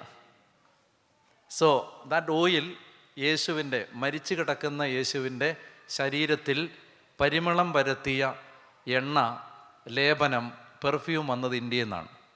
മരിച്ചു കിടക്കുന്ന ലോകത്തിലെ ഏത് സഭയെയും ലേപനം ചെയ്ത് എഴുന്നേൽപ്പിക്കേണ്ട ജോലി ഇന്ത്യയുടെ ജോലിയാണ്. ഹല്ലേലൂയാ. So India has a duty. India has a responsibility, especially Malayalis they have a responsibility for world evangelization. അതുകൊണ്ട് ഇത് മനസ്സിലാക്കിയിരിക്കുക. നിങ്ങളെ ദൈവം ഓസ്ട്രേലിയയിലേക്ക് വിട്ടത് ഞാൻ 100 വട്ടം ഉറപ്പിച്ച് പറയുന്നു. ചേട്ടൻ പറയുന്നു ഞാൻ കാറ്റഗിസം പോലും പഠിച്ചതല്ല, അതൊന്നും കുഴപ്പമില്ല. നിന്നെ ദൈവം ഓസ്ട്രേലിയയിലേക്ക് വിട്ടത് നീ ഇവിടെ ഒരു 10 ആത്മാക്കളെ നേടും എന്ന് പ്രതീക്ഷിച്ചിട്ടാണ്. ഞാൻ നിന്നോട് പറയുന്നത് നീ ഇനി നാളെ കേട്ടില്ലെന്ന് പറയരുത്. നാളെ കർത്താവിൻ്റെ കോടതിക്ക് മുമ്പിൽ നിൽക്കുമ്പോൾ കർത്താവ് പറയും, എടാ ആ ഡാനിയേലിനെ വിട്ട് ഞാൻ പറയിപ്പിച്ചല്ലെന്ന് നിന്നോട് പറയും. അതുകൊണ്ട് ഞാൻ നിന്നോട് പറയുകയാണ്, ഇപ്പം നീ കേട്ടോണം, നീ സുവിശേഷം പ്രസംഗിക്കുന്നില്ലെങ്കിൽ നിനക്ക് ശാപം. എൻ്റെ വാക്കല്ലിത്. ഞാൻ വേറെ ഏതെങ്കിലും നീ അച്ഛന്മാരെ ചീത്ത വിളിച്ചാൽ നിനക്ക് ശാപമെന്ന് ഞാൻ പറഞ്ഞിട്ടില്ല. നീ പള്ളിക്ക് പൈസ കൊടുക്കാതിരുന്നാൽ നിനക്ക് ശാപമെന്ന് ഞാൻ പറഞ്ഞിട്ടില്ല. നീ സ്തോത്രകാഴ്ച ഇടാതിരുന്നാൽ, അയ്യോ എന്നെ ഓർമ്മിപ്പിക്കണം, എനിക്ക് ഒരു കാര്യം പറയാനുണ്ട്, സ്തോത്രകാഴ്ച. അതായത് എന്നോട് ഫ്രാൻസിസ് അച്ഛൻ വളരെ കാര്യമായിട്ട് ചില കാര്യങ്ങൾ പറഞ്ഞിട്ടുണ്ട്. അപ്പോൾ ശ്രദ്ധിക്കണം. അപ്പോൾ നിങ്ങൾ സ്തോത്രകാഴ്ച ഇട്ടില്ലെങ്കിൽ നിങ്ങൾക്ക് ശാപമെന്ന് ഞാൻ പറഞ്ഞിട്ടില്ല, ഒന്നും ഞാൻ പറഞ്ഞിട്ടില്ല. പക്ഷെ ഇതെനിക്ക് ഒരു സംശയമില്ല. നിങ്ങളുടെ കുടുംബത്തെ ദൈവം ഓസ്ട്രേലിയ വിട്ടത് നിങ്ങൾ ഇന്ത്യയിൽ 4 വീട് പണിയാനല്ല. പണിഞ്ഞോ, 7 8 വീടൊക്കെ പണിഞ്ഞോ, ഒരു കുഴപ്പമില്ല. നിങ്ങൾക്ക് ഇഷ്ടമുള്ള പോലെ അത്രയും പണിഞ്ഞോ. സമ്മർ ഹൗസ്, വിൻ്റർ ഹൗസ്, പിന്നെ അങ്ങനെ എല്ലാം പണിഞ്ഞോ, ഒരു കുഴപ്പമില്ല. പക്ഷേ നീ സുവിശേഷം പ്രസംഗിക്കുന്നില്ലെങ്കിൽ, അതുകൊണ്ട് ഞാൻ നിങ്ങളോട് പറയുന്നു, പ്രിയ മക്കളെ, നിങ്ങൾ ഈ രാജ്യത്ത് ദൈവരാജ്യ ശുശ്രൂഷകരുടെ പങ്കാളിയാവണം. നിങ്ങൾ ജോലി ചെയ്യുന്ന സ്ഥലത്ത് ഒരാളോടെങ്കിലും യേശുവിനെ കുറിച്ച് പറയണം. നമുക്ക് ഒരു ശുശ്രൂഷയുണ്ട്, ജീസസ് എൻകൗണ്ടർ. ഒരു കമ്മിറ്റ്മെൻറ്റ്സും നിങ്ങൾ എടുക്കണ്ട. ഞായറാഴ്ച രാത്രി 9 മണിക്ക് യൂത്തിന് വേണ്ടിയിട്ടാണ്. ഞായറാഴ്ച രാത്രി 9 മണിക്ക് ഇന്ത്യൻ ടൈം മലയാളത്തിലും, ശനിയാഴ്ച രാത്രി 9 മണിക്ക് ഇന്ത്യൻ ടൈം ഇംഗ്ലീഷിലും യൂത്തിന് വേണ്ടിയാണ്. ജീസസ് എൻകൗണ്ടർ നല്ലൊരു ശുശ്രൂഷയാണ്. ആ ശുശ്രൂഷയിൽ നിങ്ങൾ വന്നാൽ ആ സ്ക്രീനിൽ വന്ന് അത്ഭുതമായി. അപ്പോൾ ജീസസ് എൻകൗണ്ടറിൽ നിങ്ങൾക്ക് ജോയിൻ ചെയ്യണമെങ്കിൽ, നിങ്ങൾക്കെന്ന് പറഞ്ഞാൽ അമ്മച്ചിമാരും അപ്പച്ചന്മാരും ഒന്നും അതിനകത്ത് ജോയിൻ ചെയ്യണ്ട. ബിലോ 40 കേട്ടോ, ബിലോ 40. അപ്പോൾ അത് 944638. ഞാൻ പറഞ്ഞാൽ ഒരു കമ്മിറ്റ്മെൻറ്റും ഇല്ല. എപ്പോഴും നിങ്ങൾ ശ്രദ്ധിച്ചോണം, ഡാനിയൽ അച്ഛൻ്റെ കൂടെ ഒരു ശുശ്രൂഷയ്ക്ക് നിങ്ങൾ ചേർന്നാൽ നിങ്ങൾക്ക് ഡാനിയൽ അച്ഛനോടോ മൗണ്ട് കാർമലിനോടോ ഒരു കമ്മിറ്റ്മെൻറ്റും ഇല്ല. നിങ്ങൾക്ക് കമ്മിറ്റ്മെൻറ്റ് നിങ്ങളുടെ ഡയസിസിനോടും നിങ്ങളുടെ ഇടവകയോടും മാത്രമായിരിക്കും. പറഞ്ഞേ ഹല്ലേലൂയാ. മനസ്സിലായല്ലോ? എനിക്കിവിടെ മിനിസ്ട്രികളൊന്നുമില്ല. എൻ്റെ മിനിസ്ട്രിയിൽ ഇവിടെ ചേർക്കാൻ വേണ്ടി ഞാൻ ആളെ കൂട്ടാൻ നടപ്പില്ല. എനിക്കങ്ങനെ ലോകത്തിൻ്റെ ഒരു രാജ്യത്തും ഒരു മിനിസ്ട്രിയും ഇല്ല. പറഞ്ഞേ ഹല്ലേലൂയാ. ഞാൻ വരുന്നത് ഈ രൂപതയെ ശക്തിപ്പെടുത്താനാണ്. ഞാൻ വരുന്നത് ഈ ഇടവകയെ ശക്തിപ്പെടുത്താനാണ്. അപ്പം നിങ്ങൾ ഈ ഒരു മിനിസ്ട്രി ചേർന്നതുകൊണ്ട് നാളെ നിങ്ങൾക്ക് ഡാനിയൽ അച്ഛന് വേണ്ടി എന്തെങ്കിലും കമ്മിറ്റ്മെൻ്റ് എടുക്കാനുള്ള ഒരു പരിപാടിയില്ല. You are just praying, you attending. ഞാൻ നിങ്ങളെ എംപവർ ചെയ്ത് വിടാം, നിങ്ങളുടെ ഇടവക നന്നാവാൻ, നിങ്ങളുടെ രൂപത നന്നാവാൻ. പറഞ്ഞേ ഹല്ലേലൂയാ. സോ ഈ ജീസസ് എൻകൗണ്ടർ എന്ന് പറഞ്ഞ പ്രോഗ്രാം യൂത്തിന് വേണ്ടിയിട്ടാണ്. ഇംഗ്ലീഷ് ഓർ മലയാളം, അതിനകത്ത് ഒരു നമ്പറുണ്ട്. ആ നമ്പറിൽ നിങ്ങൾ ഒരു വാട്സപ്പ് മെസ്സേജ് അയച്ചാൽ നിങ്ങൾക്ക് അതിനുള്ള ലിങ്ക് കിട്ടും. ഓക്കെ, ഇനി ഗോസ്പൽ ടു ദ ഗ്ലോബ് എന്ന് പറഞ്ഞൊരു, ഇതിപ്പോൾ കാണിച്ചുകൊണ്ട് ഞങ്ങൾ പറയുകയാണേ, ഇപ്പോൾ ഇത് പറയണമെന്ന് ഓർത്തല്ല, എന്നാലും ഗോസ്പൽ ടു ദ ഗ്ലോബ് എന്ന് പറഞ്ഞാൽ 24/7 ലോകത്തുള്ള മിഷണറിമാർക്ക് വേണ്ടി, ഇവാഞ്ചലൈസേഷന് വേണ്ടി പ്രാർത്ഥിക്കുന്ന, ഓസ്ട്രേലിയയിൽ ഇവാഞ്ചലൈസേഷൻ നടക്കുന്നുണ്ടെങ്കിൽ അതിനുവേണ്ടി ഞങ്ങൾ 24/7 പ്രാർത്ഥിക്കുന്നുണ്ട്. 24/7 സൂമിലാണ്. 24 കഴിഞ്ഞ 3.5 വർഷമായിട്ട് നോൺ സ്റ്റോപ്പായിട്ട് day and night round the clock നടക്കുന്ന ശുശ്രൂഷയാണിത്. മിഷണറിമാർക്ക് വേണ്ടിയുള്ള പ്രയർ 24/7. അതിനകത്ത് നിങ്ങൾക്ക് പങ്കെടുക്കണമെങ്കിലും നിങ്ങൾ ഒരു മെസ്സേജ് അതിനകത്ത് അയച്ചാൽ മതി. ഇനി ജീസസ് ഓൺ ദ വേ എന്ന് പറഞ്ഞൊരു മിനിസ്ട്രി ഉണ്ട്. സ്ട്രീറ്റ് മിനിസ്ട്രിയാണ്. അത് നിങ്ങളിപ്പം ജോയിൻ ചെയ്യണമെന്നില്ല, കാരണം ഇവിടെ തന്നെ സ്ട്രീറ്റ് മിനിസ്ട്രികളുണ്ട്. അതിനകത്ത് നിങ്ങൾ പാർട്ടിസിപ്പേറ്റ് ചെയ്താൽ മതിയാവും. പറഞ്ഞേ ഹല്ലേലൂയ, ഹല്ലേലൂയ. പിന്നെ വേറൊരു ശുശ്രൂഷയുണ്ട്, PFN, അതായത് പ്രയർ ഫോർ ദ നേഷൻ. അത് ഓസ്ട്രേലിയയ്ക്കും ന്യൂസിലാൻഡിനും വേണ്ടി പ്രാർത്ഥിക്കാനായിട്ട് നമുക്ക് ഒരു ശുശ്രൂഷയുണ്ട്. അത് PFN. ഇതെല്ലാം ഞാൻ പറഞ്ഞല്ലോ, ഇതെല്ലാം അതാത് രാജ്യങ്ങൾക്കും അതാത് സ്ഥലങ്ങൾക്കും രൂപതകൾക്കും വേണ്ടിയാണ്. നമുക്ക് നമ്മുടേതെന്ന് പറഞ്ഞൊരു ശുശ്രൂഷയല്ല. പറഞ്ഞേ ഹല്ലേലൂയ, പറഞ്ഞേ ഹല്ലേലൂയ. ഓക്കെ, അപ്പോൾ ഓക്കെ, വെരി ഗുഡ്. ഇനി എന്നെ ശ്രദ്ധിക്കുക. ഞാൻ പറഞ്ഞു വന്നത് യേശുവിനെ ഞാൻ ജീസസ് എൻകൗണ്ടറിനെ കുറിച്ച് പറഞ്ഞത് മടുത്തോ? ജീസസ് എൻകൗണ്ടറിനെ കുറിച്ച് ഞാൻ പറഞ്ഞതിൻ്റെ കാരണം, അതിനകത്ത് അനേകം കുട്ടികൾ ഈ ടൈം സ്ക്വയറിൽ, സിറ്റി സെൻറ്ററുകളിൽ ഒക്കെ പോയി, ചെറുപ്പക്കാർ പോയി യേശുവിനെക്കുറിച്ച് പ്രസംഗിക്കും. ലീഫ്ലെറ്റുകൾ വിതരണം ചെയ്യും, കുരിശിൻ്റെ വഴി നടത്തും. അവിടെ പോയി കരുണയുടെ ചിത്രം ഉയർത്തിപ്പിടിച്ചിരുന്ന് കരുണക്കൊന്ത ചൊല്ലും. ലോകത്തിൻ്റെ സ്പെയിനിൽ, ലൂർദിൽ, ഫാത്തിമയിൽ, അതുപോലെ സ്കാൻഡിനേവിയൻ കൺട്രീസിൽ, UK ഒക്കെ ചെറുപ്പക്കാർ, യൂത്ത്, നമ്മുടെ മലയാളികൾ, അവർ പോയി ഈ പ്രോഗ്രാമിൻ്റെ ഭാഗമായിട്ട് ഇവാഞ്ചലൈസേഷൻ ചെയ്യും, സ്ട്രീറ്റ് മിനിസ്ട്രി ചെയ്യും. ഇപ്പോൾ നമ്മൾ നാട്ടിൽ ചെയ്തുകൊണ്ടിരിക്കുന്ന ഒരു ശുശ്രൂഷ അത് തന്നെയാണ്. സ്ട്രീറ്റിൽ പോയി നിന്നിങ്ങനെ സുവിശേഷം പ്രസംഗിക്കും. ഇവിടെയൊക്കെ ഇഷ്ടം പോലെ സാധ്യതയുണ്ട്. പോണം. ഇവിടെ നമുക്ക് നമ്മുടെ രൂപതയ്ക്ക് ഇവാഞ്ചലൈസേഷന് സ്ട്രീറ്റ് മിനിസ്ട്രി ഉണ്ട്. അവർ സ്ട്രീറ്റിൽ പോയി പ്രസംഗിക്കാറുണ്ട്. അപ്പോൾ അതിന് പോണം. നിങ്ങൾ പോയി നിന്ന് ഈശോയ്ക്ക് വേണ്ടി നിന്ന് നാണം കെടണം. ഹല്ലേലൂയാ. നാണം കെട്ടാൽ അത് നിങ്ങൾക്ക് ഭയങ്കര ബ്ലെസ്സിങ് ആയിരിക്കും. എൻ്റെ കൂടെയുള്ളൊരു ചെറുപ്പക്കാരൻ, അവൻ L&T എന്ന് പറയുന്ന ഒരു കമ്പനിയിലെ ഉദ്യോഗസ്ഥനാണ്. L&T ഇപ്പോൾ വേറെ ഒരു കമ്പനി ടേക്ക് ഓവർ ചെയ്തെന്ന് തോന്നുന്നു. അപ്പോൾ അവിടെ അവന് നിയർലി നാട്ടിൽ ഏതാണ്ട് 1 ലക്ഷം രൂപ സാലറി കിട്ടും. അവൻ്റെ വൈഫും ഒരു ഗവൺമെൻറ് ഉദ്യോഗസ്ഥയാണ്. അവർ വളരെ സാമ്പത്തികമായിട്ട് അത്യാവശ്യം ജീവിച്ചു പോകാൻ പറ്റുന്ന ഒരു ചുറ്റുപാടുള്ള ഒരു ചെറുപ്പക്കാരൻ. അവന് ചെയ്യുന്നത് ജോലിയുടെ ഭാഗമായിട്ട് വിശാഖപട്ടണത്ത്, അതുപോലെ ഹൈദരാബാദിൽ, മുംബൈയിൽ, ഡൽഹിയിൽ എല്ലാം ഫ്ലൈറ്റ് ടിക്കറ്റ് കമ്പനി തന്നെ കൊടുക്കും. അപ്പോൾ പോകുന്ന സമയത്ത് അവൻ 2 പെട്ടി കൊണ്ടുപോകും. ഒരു പെട്ടി അവൻ്റെ ഡ്രസ്സ്, മറ്റേ പെട്ടി മുഴുവൻ ബൈബിളും ലീഫ്ലെറ്റുകളും. ഇതുമായിട്ടാണ് പോണത്. പോയിട്ട് അവൻ്റെ ജോലി 3 ദിവസം ഓഫീസ് വർക്കായിട്ട് ചെയ്യും. അടുത്ത 2 ദിവസം സ്ട്രീറ്റിൽ ഇറങ്ങിപ്പോയി ഈ ലീഫ്ലെറ്റ് വിതരണം ചെയ്യും, യേശുവിനെക്കുറിച്ച് പ്രസംഗിക്കും, ബൈബിൾ വിതരണം ചെയ്യും. അങ്ങനെ ചെയ്യും. അങ്ങനെ ഇരിക്കുമ്പോൾ കർണാടകയിൽ വെച്ച് അവന് ഈ മെമു എന്ന് പറഞ്ഞൊരു ട്രെയിനുണ്ട്. മെമു കേട്ടിട്ടുണ്ടോ? മെമു എന്ന ട്രെയിനാണ്. ആ മെമുവിൽ കയറിയിട്ട് അവൻ ഈ ലീഫ്ലെറ്റ് ഡിസ്ട്രിബ്യൂട്ട് ചെയ്തുകൊണ്ടിരിക്കുമ്പോൾ ഒരാൾ ഇവൻ്റെ കോളറിൽ ഇങ്ങനെ പിടിച്ചിട്ട് പറഞ്ഞു, ഇത് ഞങ്ങൾ സമ്മതിക്കില്ല, നീ യേശുവിനെ പ്രചരിപ്പിക്കാൻ സമ്മതിക്കില്ല, ഇറങ്ങിപ്പോടാന്ന് പറഞ്ഞു. അപ്പോൾ താങ്ക് യു ബ്രദർ എന്ന് പറഞ്ഞിട്ട് അവൻ ആ ലീഫ്ലെറ്റും വാങ്ങി പോകുമ്പോൾ വേറൊരാൾ ഇവൻ്റെ ലീഫ്ലെറ്റ് എല്ലാം അവൻ്റെ കയ്യിലിരുന്നെല്ലാം വാങ്ങിയിട്ട് കീറിക്കളഞ്ഞു.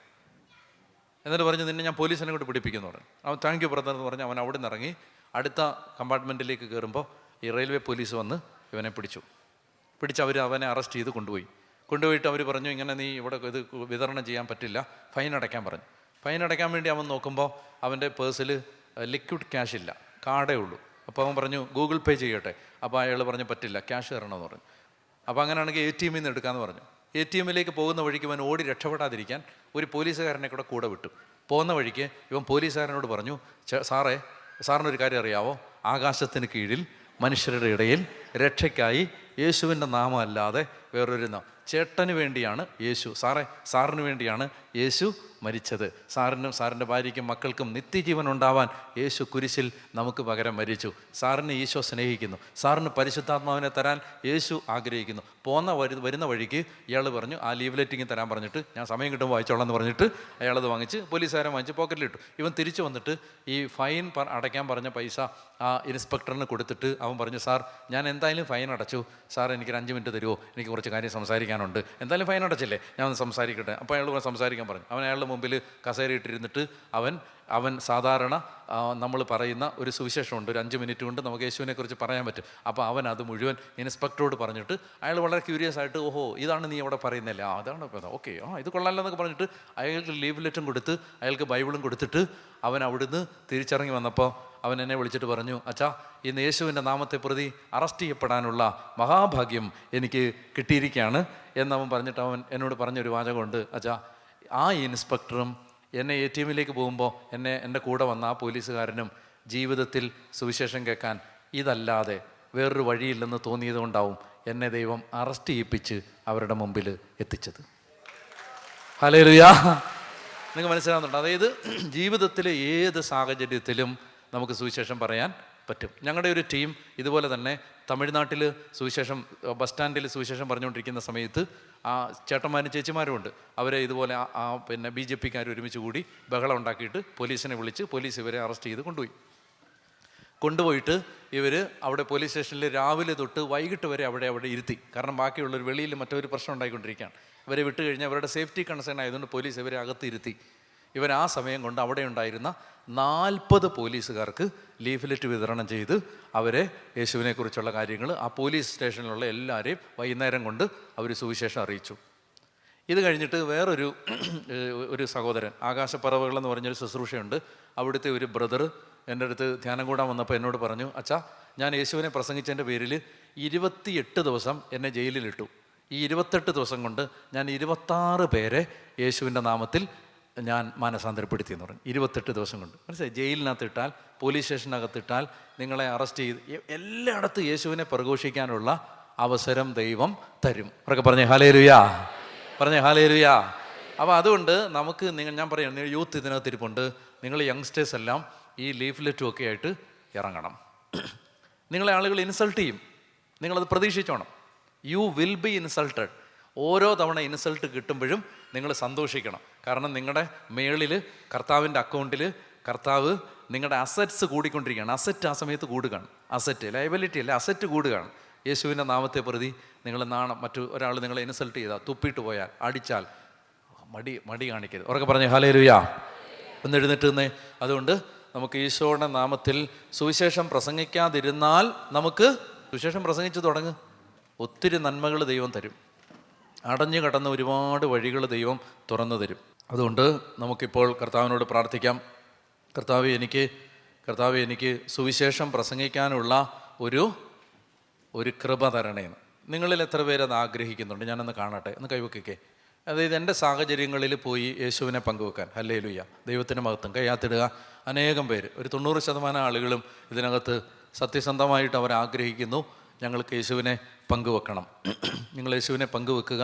യേശു നിങ്ങളുടെ കൂടെ എപ്പോഴും ഉണ്ടായിരിക്കും, എപ്പോഴും ഉണ്ടായിരിക്കും. കർത്താവ് നിങ്ങളെ ഒരിക്കലും കൈവിട്ട് കളയത്തില്ല. മനസ്സിലായോ? നിങ്ങൾ അവിശ്വസ്തരായാലും ദൈവം വിശ്വസ്തനായിരിക്കും. നിങ്ങൾ ഇടയ്ക്ക് ഇച്ചിരി പമ്മിപ്പോയാലും കർത്താവ് നിങ്ങളെ തോളിലെടുത്ത് പൊക്കിയെടുത്ത് കൊണ്ടുപോയിക്കോളും. നിങ്ങളൊന്നും ഭയപ്പെടരുത്. നിങ്ങൾ വലിയ കഠിനമായ വേദനയിലൂടെയാണ് ഇപ്പോൾ കടന്നു പോകുന്നതെങ്കിലും ഞാൻ നിങ്ങളോട് പറയുകയാണ്, ഒരു തീരുമാനം എടുക്ക്. ഞാൻ എൻ്റെ യേശുവിനെ പങ്കുവെക്കും. ഞാൻ എൻ്റെ യേശുവിനെക്കുറിച്ച് പറയും.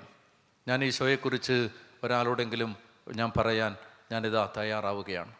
ഈശോ നിങ്ങളെ സമൃദ്ധമായിട്ട് അനുഗ്രഹിക്കും. എനിക്ക് ഉറപ്പാണ്, നിങ്ങൾ ഈ ഒരു സന്നദ്ധത പറയുന്ന നിമിഷം തന്നെ കർത്താവ് നിങ്ങളുടെ തലയെ കൈവച്ച് കഴിഞ്ഞു. നിങ്ങൾ ഈ സന്നദ്ധത പറഞ്ഞ നിമിഷം തന്നെ കർത്താവ് നിങ്ങളുടെ ഹൃദയത്തെ തൊട്ട് കഴിഞ്ഞു. ഈശോ നിങ്ങളുടെ രോഗങ്ങളെ തൊട്ട് കഴിഞ്ഞു. ഈശോ നിങ്ങളുടെ ഹൃദയത്തെ തൊട്ട് കഴിഞ്ഞു. പ്രിയപ്പെട്ടവരെ തൊട്ട് കഴിഞ്ഞു. ഒന്നും പേടിക്കണ്ട. കർത്താവ് നിങ്ങളെ സ്പർശിക്കും. കർത്താവ് നിങ്ങളെ അനുഗ്രഹിക്കും. കരങ്ങൾ കർത്താവിൻ്റെ സന്നിധിയിലേക്ക് ഒന്ന് ഉയർത്തിപ്പിടിച്ച് കണ്ണടയ്ക്കുക. ഒരു വലിയ കൃപയ്ക്ക് വേണ്ടി പ്രാർത്ഥിക്കാൻ പോവുകയാണ്. വലിയ കൃപയ്ക്ക് വേണ്ടി ആഗ്രഹിക്കുകയാണ്. കർത്താവേ, സുവിശേഷം പങ്കുവെക്കാനുള്ള ഒരഭിഷേകം എനിക്ക് തരണമേ. ഞാനായിരിക്കുന്ന ജീവിത സാഹചര്യത്തിൽ യേശുവിനെ പങ്കുവെച്ച് കൊടുക്കാനുള്ള ഒരു ദാഹം എനിക്ക് തരണമേ. കർത്താവേ, കരങ്ങൾ ഹൃദയത്തിലേക്ക് ചേർത്ത് വെച്ചേ. കർത്താവേ, എന്നെ നീ ഈ ഓസ്ട്രേലിയയിലേക്ക് കൊണ്ടുവന്നു. ഞാൻ ഒത്തിരി കഷ്ടപ്പെട്ടിട്ടാണ് ഇവിടെ എത്തിയത്. ചിലപ്പോൾ മറ്റ് ചില രാജ്യങ്ങളിൽ ഞാൻ വളരെ വേദനിച്ച് ജീവിച്ചിട്ടാണ് എനിക്കിവിടേക്ക് മൈഗ്രേറ്റ് ചെയ്യാൻ പറ്റിയത്. ഞാൻ ഇവിടെ വന്നിട്ടും സ്ട്രഗിൾ ചെയ്യുന്നുണ്ട്. എനിക്ക് പല വിധത്തിൽ ഞാൻ ഇതുവരെയും സെറ്റിൽഡ് ആയിട്ടില്ല. കർത്താവേ, എനിക്കൊരു ഭവനമായിട്ടില്ല. എനിക്ക് PR കിട്ടിയിട്ടില്ല. എൻ്റെ മുന്നോട്ടുള്ള വഴികളിൽ എനിക്ക് തടസ്സമുണ്ട്. എൻ്റെ സാലറിക്ക് പ്രശ്നമുണ്ട്. കർത്താവേ, എൻ്റെ വരുമാന മാർഗം കുറവാണ്. മക്കളെ പഠിപ്പിക്കാനുള്ള നിവൃത്തി എനിക്കില്ല. അല്ലെങ്കിൽ എന്നെ ദൈവം അനുഗ്രഹിച്ചു, എനിക്ക് വേണ്ടതൊക്കെ ദൈവം തന്നു. എൻ്റെ സാഹചര്യം അനുകൂലമാണെങ്കിലും പ്രതികൂലമാണെങ്കിലും കർത്താവേ, എന്നെ ഓസ്ട്രേലിയയിലേക്ക് ദൈവം അയച്ചത് ഞാൻ യേശുവിനെ പങ്കുവെച്ച് കൊടുക്കാനാണ്. അത് ചെറിയ അളവിലാണെങ്കിലും വലിയ അളവിലാണെങ്കിലും യേശുവിനെ പങ്കുവെച്ച് കൊടുക്കാനാണ് കർത്താവെ അവിടുന്ന് എന്നെ ഈ നാട്ടിലേക്ക് എത്തിച്ചത്. ഞാനത് തിരിച്ചറിയുന്നു. ഞാനതിന് തയ്യാറാണ്. എനിക്ക് അറിഞ്ഞുകൂടാ, എനിക്കറിവില്ല, പഠനമില്ല, ഞാൻ സംസാരിക്കാൻ പാടവമില്ലാത്ത ആളാണ്. എനിക്ക് വാക്സാമർത്ഥ്യങ്ങളൊന്നുമില്ല, അറിവില്ല. ഒരാൾ തിരിച്ചൊരു ചോദ്യം ചോദിച്ചാൽ ചിലപ്പോൾ എൻ്റെ വായടഞ്ഞു പോവും. കർത്താവേ, ഇതൊന്നും നീ ഗൗരവമായി എടുക്കുന്നില്ല. വിക്കനായ മോശയെ കൊണ്ടാണ് അവിടുന്ന് ഇസ്രായേലിനെ നയിക്കാൻ അവനെയാണ് ദൈവം അഭിഷേകം ചെയ്തത്. കർത്താവേ, ബലഹീനരായ അനേകരെ തിരഞ്ഞെടുത്താണ് അവിടുന്ന് അങ്ങയുടെ ശുശ്രൂഷ ചെയ്തത്. ദൈവമായ കർത്താവേ, ഞാനിതാ എൻ്റെ ബലഹീനതകളെല്ലാം സമർപ്പിക്കുന്നു. എനിക്ക് ചില ദുശീലങ്ങളുണ്ട്. കർത്താവെ, അതിനെ നീ സ്പർശിക്കണേ, എന്നെ ഒരു സാക്ഷിയാക്കി മാറ്റണമേ. പ്രിയ മകനെ, മകളെ, യേശുവിൻ്റെ നാമത്തിൽ ഞാൻ നിന്നോട് പറയുന്നു, എനിക്ക് ദൈവം വചനം പ്രഘോഷിക്കാൻ തന്ന അധികാരത്തിൽ, ഞാൻ വചനം പറഞ്ഞ നാവുകൊണ്ട് ഞാൻ നിന്നോട് പറയുന്നു, നിൻ്റെ ജീവിതം ഇന്നു മുതൽ വ്യത്യാസപ്പെട്ടിരിക്കും. നിൻ്റെ ജീവിതത്തിൽ ഇന്നു മുതൽ ഒരു മാറ്റം വരുന്നത് നീ കാണും. കർത്താവ് നിൻ്റെ കൂടെയുണ്ടെന്ന് നിനക്ക് കണ്ണ് നിറഞ്ഞ് സമ്മതിക്കേണ്ടി വരും. കർത്താവ് നിന്നെ കൈവിട്ടിട്ടില്ല എന്ന് നീ തിരിച്ചറിയും. കരങ്ങൾ ഉയർത്താം. ഇനി ആരെ ശ്രദ്ധിക്കരുത്. നന്നായിട്ടൊന്ന് സ്തുതിക്കട്ടെ, അതിനെ തുറന്ന് സ്തുതിക്കട്ടെ. യേശുവേ, ദൈവമേ, ആരാധന ആരാധന. Hallelujah hallelujah hallelujah hallelujah hallelujah hallelujah hallelujah hallelujah. കർത്താവേ, സ്തുതിക്കുന്നു സ്തുതിക്കുന്നു സ്തുതിക്കുന്നു സ്തുതിക്കുന്നു സ്തുതിക്കുന്നു സ്തുതിക്കുന്നു സ്തുതിക്കുന്നു സ്തുതിക്കുന്നു. മഹത്വം ആരാധന അങ്ങേക്ക് ഞാൻ സമർപ്പിക്കുന്നു. അങ്ങയുടെ കരങ്ങളിലേക്ക് സമർപ്പിച്ച് പ്രാർത്ഥിക്കുന്നു. അത്ഭുതങ്ങളും അടയാളങ്ങളും പ്രവർത്തിക്കണേ എന്ന് പ്രാർത്ഥിക്കുന്നു. ഒരു അഭിഷേകത്തിൻ്റെ ശക്തി അങ്ങ് അയക്കണേ എന്ന് ഞാൻ പ്രാർത്ഥിക്കുന്നു.